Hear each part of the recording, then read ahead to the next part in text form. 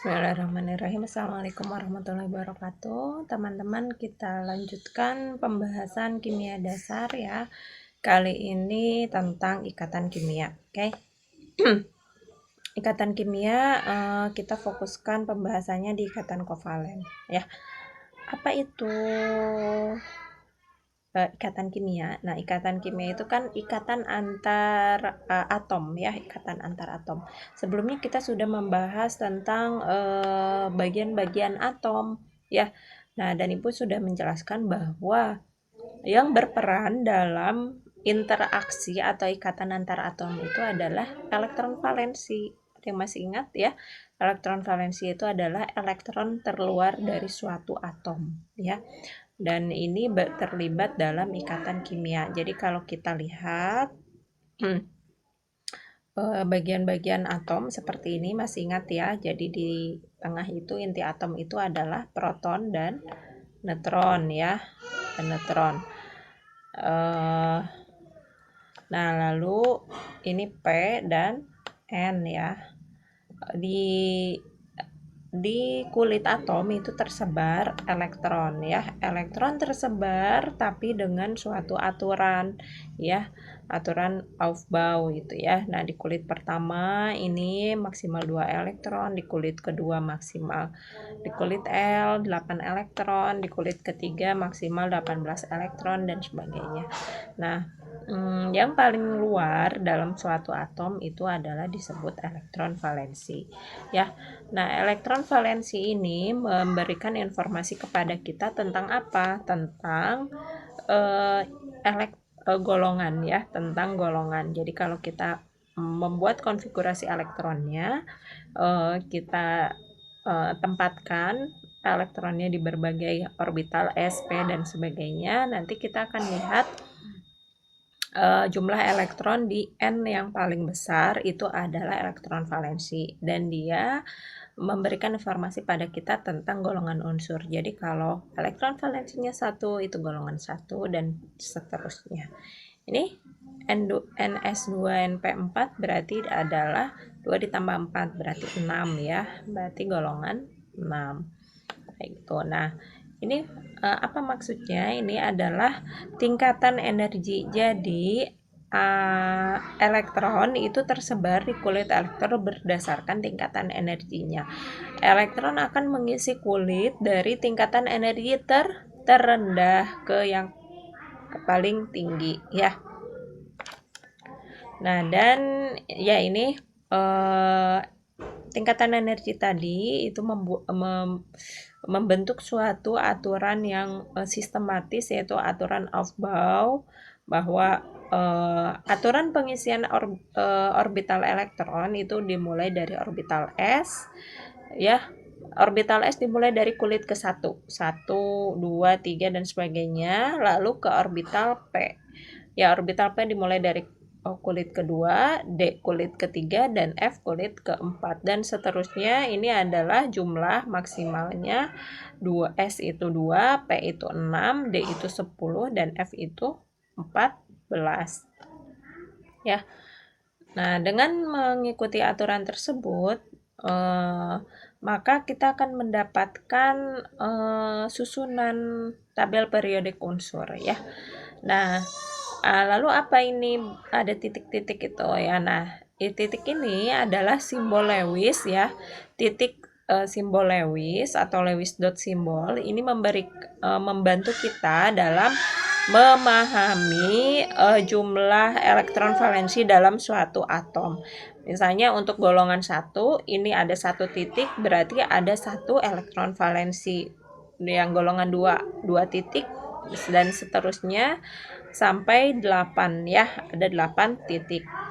Ada golongan 8. Lalu buku ini yang di tengah-tengah kosong, ini kenapa? Nah, ini adalah golongan B.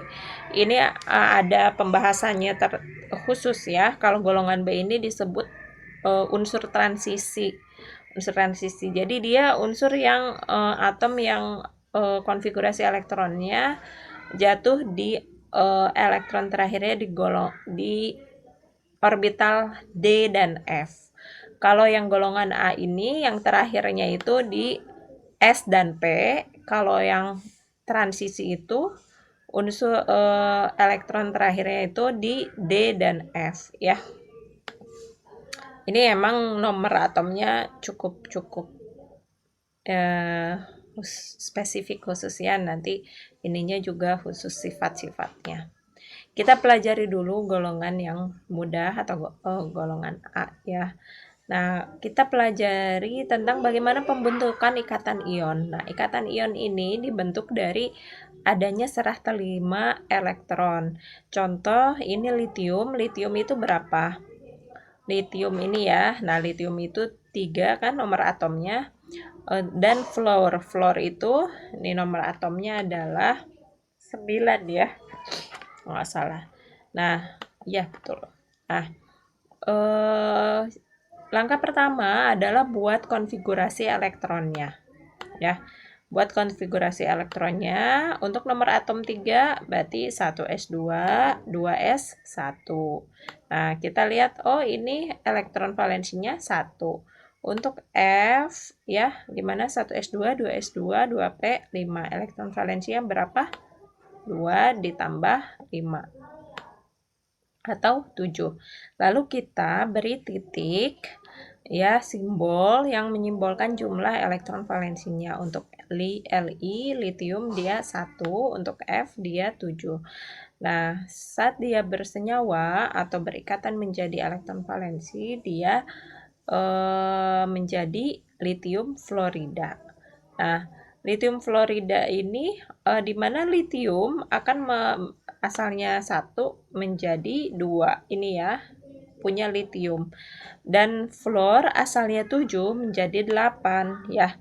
Nah, di sini elektron yang diserah terimakan ini digunakan bersama-sama ya, sehingga litium menjadi 2, fluorida menjadi 8, atau dia memenuhi aturan oktet atau gas mulia. 2 itu helium, 8 itu neon ya, seperti ini. Tuh, nah ini helium kan, helium dan neon. Oke. Nah, lalu litium itu muatannya apa? Dia bertindak sebagai kation ya, karena dia mendonorkan 1 elektron, berarti dia Li+. Kalau fluor karena dia menerima elektron, maka dia menjadi anion atau F- ya. Nah, ini litium fluorida itu bentuknya adalah powder ya.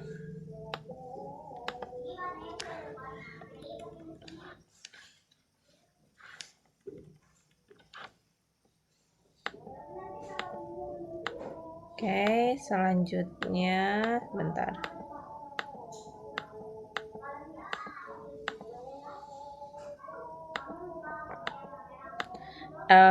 Dalam ikatan kimia kita juga mempelajari namanya energi elektrostatik. Apa itu energi elektrostatik?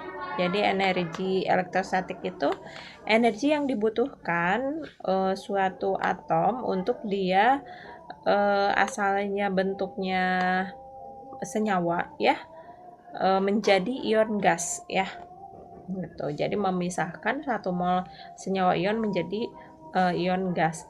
Ini ada rumusnya adalah K itu adalah konstanta atau suatu tetapan dikali Q plus dikali Q min. Q ini adalah muatan kation dan muatan anionnya dibagi R. R itu adalah jarak antar ion. Contoh ini senyawa MgF2 dan MgO. Kalau misalnya dilihat dari rumus ini, kita sudah bisa memprediksi ya, Mg ini muatannya Mg2 plus kan ya, F1 min. Nah ya, nah ini tahu dari mana Bu Mg2 plus? Lihat kan dia golongan 2 ya. Jadi kalau dia bersenyawa dia akan mendonorkan 2 elektron. Ini kan Mg nih ya. Nah ini ada 2 titiknya berarti dia 2 plus. Nah berarti dia Q-nya 2 ya. Nah lalu kalau MgO ini Q minnya min 2 karena O-nya itu kan golongan 6. Golongan 6 itu dia menerima 2 elektron kan. Nah, berarti Q-nya plus 2 dan min 2 berarti lebih besar ya. Nah, R-nya sama ya. Itu. Karena jarak dari anion, antar ion. Nah, sehingga energi elektrostatiknya setelah dihitung MgO lebih tinggi daripada MgF2 ya. Kita juga bisa memprediksi untuk unsur yang lainnya. Nah, ini hubungan antara dengan energi elektrostatik dengan muatan. Kalau yang bawah hubungan energi elektrostatik dengan jari-jari. Jadi jari-jari F lebih kecil dari jari-jari klor ya, sehingga kita lihat jari-jari itu bertindak sebagai penyebut atau di bawah, sehingga kalau misalnya R-nya itu besar maka elektrostatiknya kecil ya. Tuh. Ya. Nah, ini adalah tingkat energi elektrostatik bisa dipelajari dengan siklus Born-Haber ya. Siklus Born-Haber ini contohnya seperti ini. Misalnya kita akan mempelajari bagaimana pembentukan lithium fluorida ya. Lithium fluorida ini dari unsur solid maupun dari ininya ya, muat ionnya. Nah, dalam menuliskan rumus kimia atau reaksi kimia, kita harus menuliskan yang ada dalam kurung ini. Dalam kurung ini menandakan apa? Itu adalah menandakan wujud benda. Jadi kalau S itu solid, kalau G itu gas, kalau L itu liquid, kalau AQ itu aqueous ya. Nah, di sini Li solid ditambah setengah F2 gas, dia menjadi LiF. Nah, ini membutuhkan, ini negatif berarti eksoterm ya, atau melepaskan energi. Ini delta H-nya 594,1 kJ. Nah, lalu untuk menjadi si fluoridanya nanti akan menjadi gas. Ini endoterm, dari solid menjadi gas, F2-nya dari setengah F2 akan menjadi F gas dan menjadi ion. Pada akhirnya menjadi ion, dia menerima endoterm ya. Endoterm menjadi Li plus dan F min. Lalu LiF dan Li plus dan F min ini dia akan endoterm juga akan menjadi LiF ya. LiF solid atau lithium fluorida. Jadi tadi ya, bagaimana sih si lithium fluorida ini bisa terbentuk ya? Jadi seperti ini dipelajari dengan siklus Born-Haber ya. Nah, ini adalah jenis-jenis senyawa ionik ya, dan lattice energi. Lattice energi ini energi lattice, jadi energi yang dibutuhkan untuk dia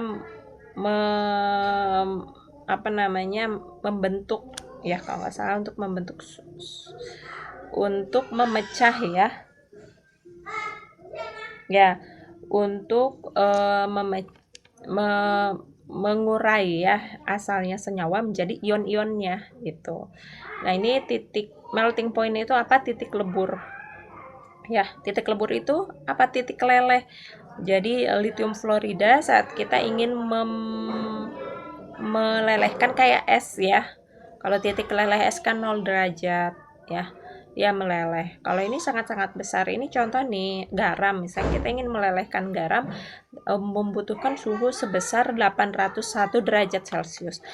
Jadi ini suatu anugerah gitu ya dari Allah.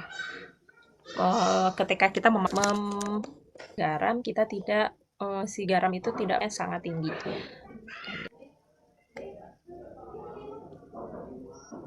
Oke, nah dalam senyawa ionik ini kita akan mendapatkan berbagai macam hikmah bahwa dalam memproses suatu unsur dalam alam semesta gitu ya. Ini ada penambangan garam di gunung maupun di bebatuan maupun di padang pasir, pasir pantai ya, pasir pantai gitu ya, bahwa dia bisa hanya menggunakan sinar matahari karena dia cukup diuapkan airnya, tapi si garamnya itu tidak menguap dan kita bisa dengan mudah mendapatkan garamnya saja gitu ya.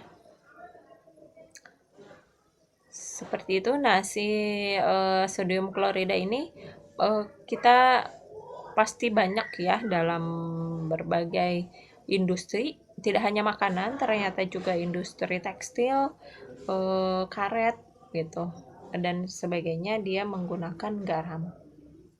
Garam ini termasuk ikatan senyawa ion ya, gitu. Nah, jadi apa itu ikatan kovalen? Ya. Nah, jadi ikatan kovalen adalah ikatan yang terbentuk karena pemakaian bersama dua elektron atau dua atom. Nah, kenapa sih dua atom berbagi elektron ya? Nah, jadi saya punya sekian, kamu punya sekian, yuk bersatu. Nah, dan elektron yang saling dibagi itu pada akhirnya adalah menjadi elektron milik bersama gitu. Jadi ini kayak orang nikah ya. Ada serah terima yang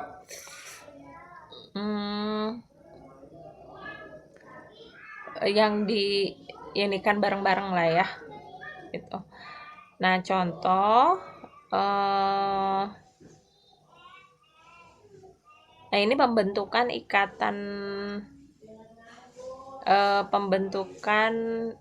ikatan kovalen ya.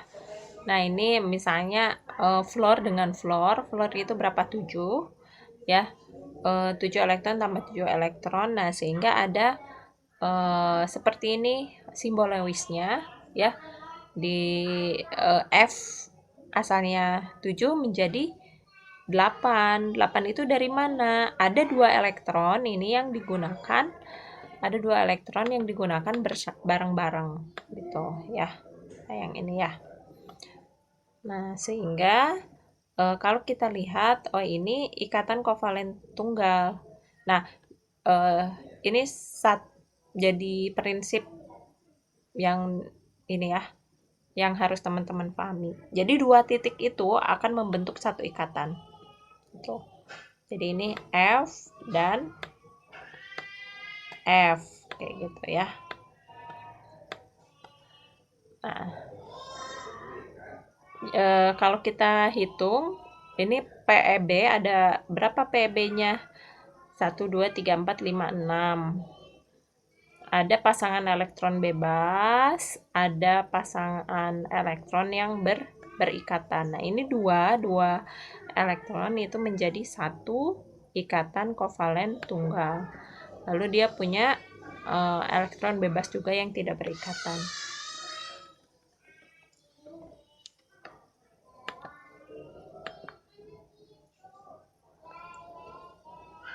Nah, selanjutnya ini adalah struktur contoh air ya. Contoh yang air, hidrogen, kasih simbol 1 titik ya. Lalu oksigen itu adalah 6 ya. Terus hidrogen juga 1. Lalu bagaimana? Jadi kalau dia berikatan, dia menjadi hidrogen, oksigen, hidrogen. Hidrogennya 2, asalnya 1 jadi 2 gitu kan, asalnya menyendiri jadi berpasangan. Oksigennya asalnya 6 menjadi 8. Hidrogen yang satu lagi asalnya sendiri menjadi 2 gitu ya. Nah, ini kita lihat 2 menjadi ikatan tunggal ya. Ini 2 elektron menjadi ikatan tunggal dan pasangan elektron bebasnya ada 2 pasang di atas dan di bawah. Ya. Nah, bagaimana ceritanya kalau ikatan ganda? Contoh CO2. Ikatan ganda itu dua atom menggunakan dua atau lebih pasangan elektron bersama-sama. Ini oksigen ada 6 kan? 1, 2, 3, 4, 5, 6. Karbon itu ada 4. 1, 2, 3, 4. Ya. Nah, sehingga di sini ada dua yang ada dua pasang elektron yang digunakan bersama. Yang ini juga dua pasang, ya, sehingga menjadi dua ikatan ganda, ya. Dan ini masih ada elektron yang elektron bebas, ya. Nah, kalau elektron rangkap 3, dia berarti dua atom menggunakan bersama 3 pasang elektron. Nah, coba teman-teman cari contoh yang ikatan rangkap 3, ya.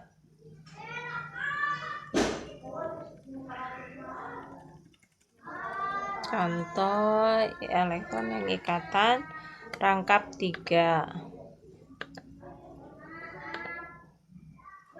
Nah, kalau kita lihat panjang ikatan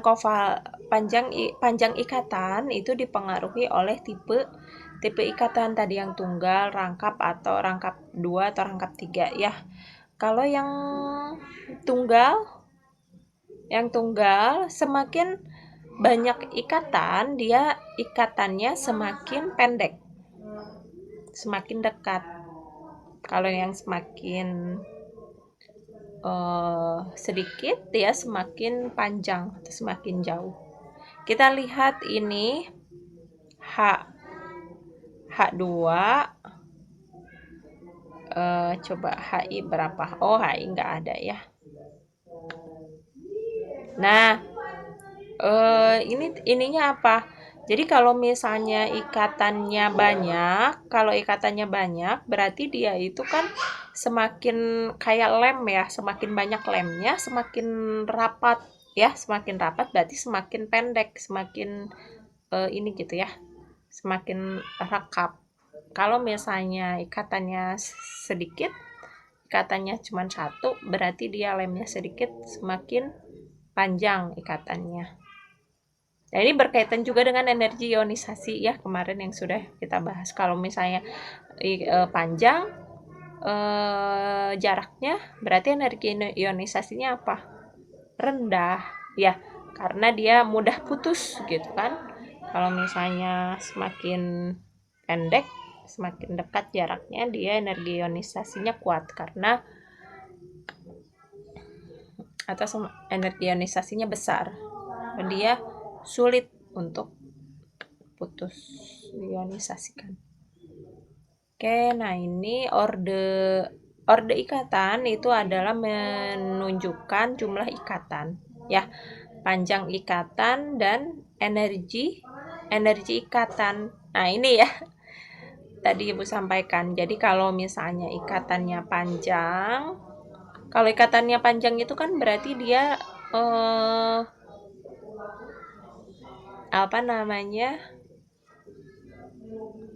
kurang kuat, ya, kurang kuat. Karena kan cuma satu ikatannya. Semakin banyak ikatan, ya, semakin kuat, ya, energi ikatannya nih. Yang contoh, nah ini C3 rangkap 3. Panjang ikatannya pendek, ya, dibandingkan yang lain. Tapi energinya ini sangat-sangat besar. Berarti apa? Kalau energi sangat besar itu berarti dia sangat sulit untuk putus, ya. Tuh. Jadi perlu energi yang besar untuk memutuskan ikatan itu, gitu, ya. Nah, sehingga ini dalam misalnya, ya, tadi kalau logika pembentukan ikatan itu kayak logika pernikahan gitu, ya. Misalnya saya punya 1, kamu punya 7, yuk kita gabung, terus misalnya jadi satu ikatannya 1 gitu, ya. Maka ya tambahlah ikatannya biar dia tambah dekat, ya, jaraknya. Kalau jaraknya tambah dekat, kalau ada orang yang mau memutus ikatan itu gitu, ya, sulit memutusnya. Nah, itu adalah energi ikatan itu. Seru ya belajar kimia itu, kayak mempelajari sebenarnya teori-teorinya itu adalah seperti teori-teori kehidupan. Kayak yang jumlah apa namanya kation, anion itu juga kan kayak teori infak, teori sedekah ya. Nah, ini membahas apa? Perbandingan beberapa sifat umum komponen ion ya. Nah, ini senyawa-senyawa ion itu gitu ya punya sifat-sifat umum lah. Kayak ini misalnya NaCl dengan CCl4. Nah, NaCl ini kita sudah tahu sendiri, solid putih. Kalau CCl4 ini apa ya? Kloroform gitu ya, kloroform ya. Liquid tidak berwarna, cairan tidak berwarna. Nah, ini titik meltingnya tinggi ya tadi, titik tinggi. Kalau kloroform ini sangat-sangat mudah menguap. Ini minus 23, jauh di bawah air ya. Ini energi panasnya. Ini titik didihnya 1400. Kalau yang kloroform itu 76. Ini biasanya kloroform dipakai di ekstraksi ini ya, senyawa organik. Ini density-nya. Ini kelarutan di dalam air, NaCl. Kita lihat ya, garam sangat-sangat mudah larut sehingga kita sangat beruntung ya dengan sifat garam ini. Nah, kalau kloroform ini untuk mengekstraksi justru bermanfaat untuk mengekstrak senyawa-senyawa polar ya. Senyawa non polar gitu, karena dia tidak larut dalam air. Ya. Solid, liquid ya. Oke. Nah, ikatan kovalen itu disebut juga ada ikatan kovalen polar ya. Yang umum kita jumpai dan yang tadi Ibu berikan contohnya itu adalah jenis ikatan kovalen polar. Ya, ikatan kovalen polar itu adalah ikatan polar di mana elektron-elektronnya menghabiskan lebih banyak waktunya untuk berada di dekat salah satu atom. Maksudnya apa sih? Ada yang nggak bingung? Nah, ini misalnya hidrogen itu kan 1 ya. Kalau fluor ini kan 7. 1, 2, 3, 4, 5, 3, 4, 5, 6, 7. Nah, ya inilah ya. Nah, ini kalau hidrogen ini miskin elektron. Kalau miskin elektron itu elektropositif, kalau kaya elektron itu elektronegatif ya. Dan ini banyak menghabiskan waktunya di sini, di daerah yang kaya elektron ya, di salah satu atom, di atom yang F gitu. Nah, itu ikatan kovalen polar. Jadi ikatan kovalen polar itu istilahnya kayak jomplang gitu. Jadi satu ketarik ke yang kaya, yang daerah yang kaya.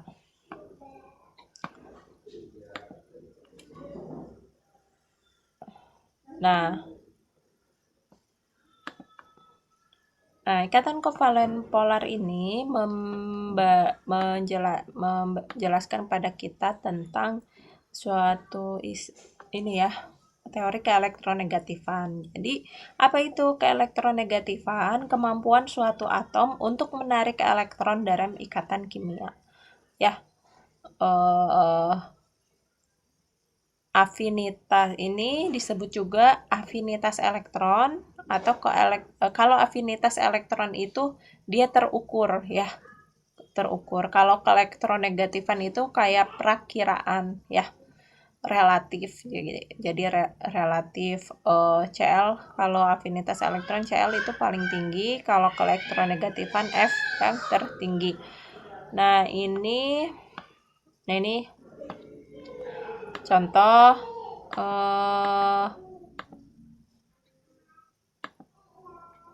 ini ya, simbolnya kayak gini. Jadi semakin merah atau semakin besar itu berarti adalah banyak elektron yang tertarik atau dihabiskan ke sana. Nah, ini peningkatan increasing electronegativity, peningkatan keelektronegatifan atom ini semakin panjang, semakin besar golongan, dia semakin elektronegatif, atau semakin ke kanan semakin elektronegatif. Semakin ke atas ya semakin elektronegatif. Seperti itu. Nah, sehingga kita bisa mempelajari keelektronegatifan variasi keelektronegatifan berbagai atom dengan kita mengamati jumlah nomor atomnya ya. Nomor atom itu kan mencirikan elektron ya. Nah, ini atomic number, semakin ke kanan dan semakin ke atas dia semakin tinggi. Ini lithium. Kenapa lithium fluorida nih? Ini kan lithium itu atas ya. Fluorida itu juga masih di bagian atas dan dia dari 1 ke 7 gitu kan, berarti dia paling besar.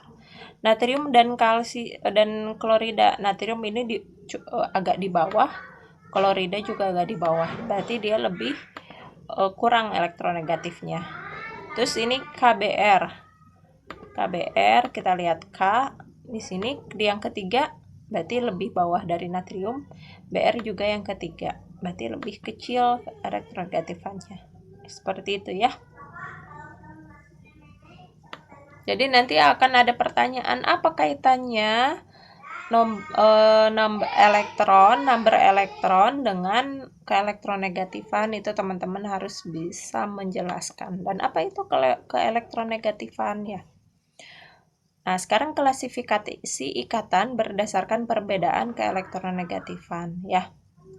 Jadi kalau perbedaannya 0, maka itu adalah ikatan kovalen. Nah, ini penting.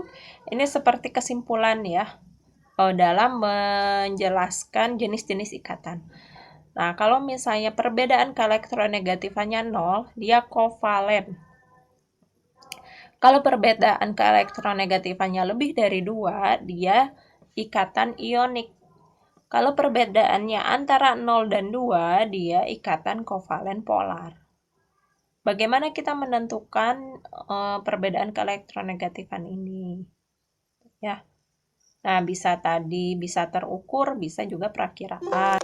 Ini kalau kovalen polar dia transfer sebagian itu ikatan yang harus betul-betul jelas ya.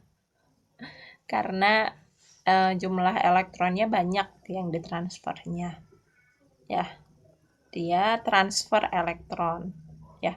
Kalau ikatan polar sebagian elektron, kalau ikatan kovalen berbagi. Kayak kita lihat di sini, kalau ikatan kovalen itu kayak sedekah, berbagi. Tidak dijelaskan akadnya lah ya, akad jual belinya. Kalau ikatan polar itu sebagian yang dibagi, yang ditransfer. Transfer itu diberikan, sebagian yang diberikan. Kalau ionik itu benar-benar ditransfer, atau istilahnya akad jual belinya atau akad nikahnya itu jelas ya. Seperti itu. Nah, semakin ini kovalen 0, kovalen polar antara 0 dan 2, ionik lebih dari 2. Nah, ini contoh. Ini sebetulnya sudah ada ya. Sudah ditentukan. Tentukan apakah ikatan berikut adalah ionik, kovalen polar, atau kovalen. Ikatan pada CS, Cl, H2S, Nn, dan H2NN, H2. CS 0,3, Cl 3. Bagaimana menentukan perbedaannya? Perbedaan itu dikurangi kan? 3 dikurangi 0,7, 2,3. 2,3 berarti di atas 2 itu adalah ionik. Nah, ini ya. Tuh. H2S. S itu 2,5, H itu 2,1. Berarti 0,4 dia antara 0 dan 2, kovalen polar. Nah, kalau N2 ya, N2 3 dikurangi 3, 0, berarti dia kovalen.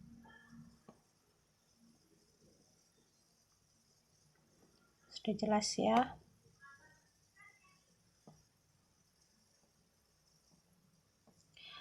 Nah, ini selanjutnya adalah untuk penulisan struktur Lewis. Ya. Ini karena nanti kalau misalnya dibuat, silakan teman-teman pelajari untuk penulisan struktur Lewis karena ini sudah biar tidak terlalu panjang ya videonya. Nanti kita bahas kemudian lah ya.